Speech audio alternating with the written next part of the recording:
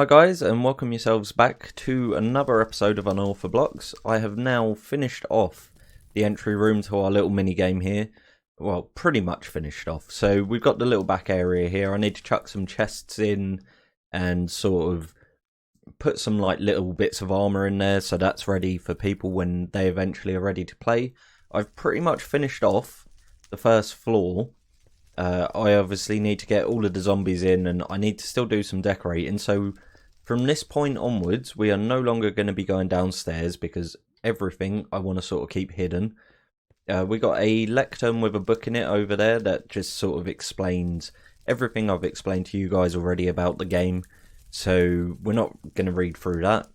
I have kind of changed it a little bit with the idea. So originally you was going to be able to sort of bail out on different floors, but I think now, because I'm doing a sort of time trial type thing, I'm going to keep it so that you actually have to go through the entire thing.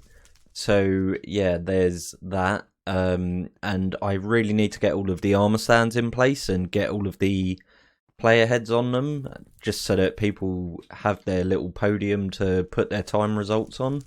And we need to get some chests as well. I'll probably just dig them into the floor or something so that people can place their bets on themselves there if they want. I've filled all of this hole here in with our furnaces. They are furnaces. I was trying to remember what they were called, and that's because when we eventually get a slime elevator in, these are removable objects, so the slime blocks can actually move past them perfectly. I need to rig it up so that you can sort of send and receive. So if you're on the ground floor and it's already up there, you can call it back down, or if you're up there and the elevator's down here, you can call it back down. We also need to put a bed in here so that people can actually set their spawns. But I have got a bit of an idea for this episode, and it's going to help us ultimately with this mini game here. So what I'm going to do is actually build a completely different mini game. Now, the aim of this is I want to get it built and have it ready by the end of this episode. So I need to choose a decent location for it, which could literally just be directly in front of our other one. We could keep them both nice and close together, but I might not do that. I might try and find a bit of a better suited location. Maybe tucked away into this little corner of the mountain could be pretty good. I do need a little bit of space because the design I've come up with is fairly large. But essentially, it's just going to be a PvP arena. I'm not going to be charging any money for people to actually play the game, because I don't really see that being a necessity. But yeah, it's basically just so that I can, without spending any diamonds, I can get people to kill each other and claim their mob heads, basically. So my idea for this is to bring a little bit of our survival single player world into our multiplayer world. So I'm going to be creating a bit of a Japanese styley dojo for people to fight in. So yeah, I need to gather up a bunch of resources to get that done, but we are definitely going to be getting that done in today's episode. So I'll catch you guys in just a sec.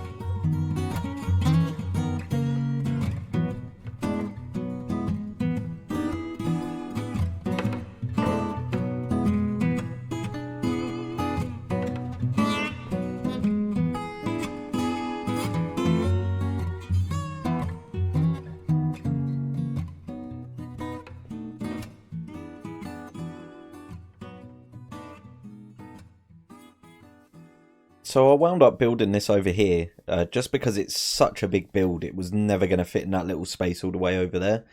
I really like the little design we've got going on at the moment, but we're missing one glaring thing, which is a roof. Now, for the roof, we actually need some dark prismarine, so I am hoping that Rem's shop is stocked up. But just before we go and check that, I thought I'd talk about this a little bit. So I put the grey glass in here, and I'm thinking it might actually look a bit better if I swap it over for acacia trapdoors. I just think it might make it look a bit better and continue this sort of orange colour theme that we've got going on. I think I'm going to keep the grey glass along the top there, just because that's going to be used to let sunlight in. Now, obviously, this isn't going to look as good as our single player series, just because I don't have my texture pack on. Now, if I was to swap over to my texture pack, these oak trapdoors would be solid, and in fact I'd actually swap them over for birch trapdoors, but I really don't like vanilla birch. It just doesn't look good, so we're using the oak trapdoors and spruce trapdoors just to create the sliding door effect. And we got this really cool little plant thing at the back here. This section here is where the PvP is basically going to be happening, so yeah, everything else is just kind of extra just to make the build look good, really. We've got like a little training mat in here as well. I'm going to get some grass and put different coloured like starting pads on either side. Probably down the edges we'll be putting in chests with like armour and stuff. We'll get some armour stands and get some leather armour scattered about the place just to make it look quite good. And then probably in this area or that area we'll just explain what's actually going on here. Not that there's really too much to explain. Come, kill each other, place your head in a chest. That is the idea. Now, we really do need to get a roof on this. I'm going to be putting like a little dark oak roof around this section here, but it's actually going to be open in the middles, and I think that that's going to look pretty good. But we need dark prismarine, so let's go and check Rem's shop real quick. Here we are at Rem's shop. Let's see if he's actually got any... Oh, is he not actually selling dark prismarine? Well, that's not ideal, but we can buy prismarine off of him, so we're probably going to buy everything that he's got in here. Actually, black dye I need. I think it's actual ink sacs that I need. Okay, we are going to be in the sea for a bit. I'm going to need a lot. I figured while we're here, we might as well do Toby's Elytra School. Thought that could be a little bit of fun, so I will just spam fireworks. It is recommended to put your armor away before playing. Should be okay. Oh, nice. Loads of rockets. Reward chests. Okay, cool. So, let's just read through this real quick. Welcome to the Elytra School. To play, you need to pay 1 diamond. However, if you beat the high score, you win, and therefore receive 3 diamonds from the reward chest. The iron ring is the start position, and the redstone ring is the stop position. There are some gold rings around the course that take 3 seconds off your time. Once you've returned to the starting position, you stop your timer and leave your time in the book in the chest. Good luck, have fun. Okay, cool. I'm not actually going to set up a timer myself now while I do this, but in editing, I'm just going to see how long it actually takes me to do it. So, I am assuming that the timer is going to start from the minute we take flight. Might be a bad idea keeping all of my stuff on me. Actually, just while I think about it, I'm going to steal some of your rockets. What flight duration are they? Yeah, it's all flight duration 1. And yeah, let's just see how well we do. Oh, actually, let's see if anyone else has done it real quick. So let's see what our time to beat is. There's the time book. So we have got 33 seconds to beat. Okay, well, let's pop that back in there. And actually, I need to pay the guy. And I don't have my diamonds on me. Let's go get some diamonds real quick. That's not my diamond box, so it's only 1 diamond. Good job, we got some free diamonds off of him. All this back and forth thing we're doing. Right, payment in. And let's get the rockets on the hotbar. And just in case, actually, we'll get that spare 9 in. Okay, so let's go. Okay, I'm not the best Elytra flyer in the world, but we should be okay. And I'm not entirely sure what direction this route goes. I'm just kind of guessing that this is right. I hope this is right. Maybe down here. And then is it up? Through there, we probably lost a couple of seconds there. And round. Through there. There's another ring over here, so I'm guessing we go through here. Up. And back down. Cool. Hopefully that was a good time. We'll find out at the end. So I just wondered upon this weird thing here. Very, very suspect. But it did give me this book. Statues version 2.4. Which is great. So I believe that this is the book that means we can control armor stands. Which is absolutely awesome. So, do I get another one? Or do I only get one? Maybe I only get one. Yeah, I'm going to pop this away in my little gold box, which is full of all of my important stuff. So that's something we can venture into a little bit further down the line.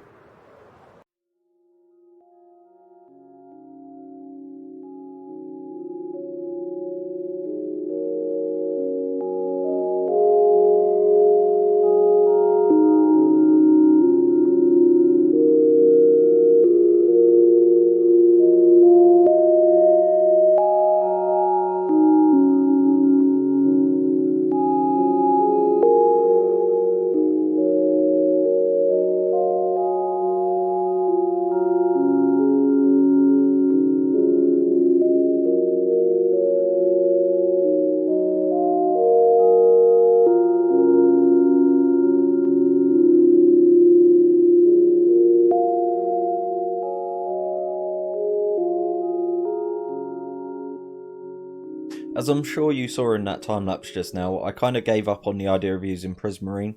I would have liked to, but it's just going to take me far too long to get hold of the Dark Prismarine. And I don't really want to spend ages and ages getting this thing up and running.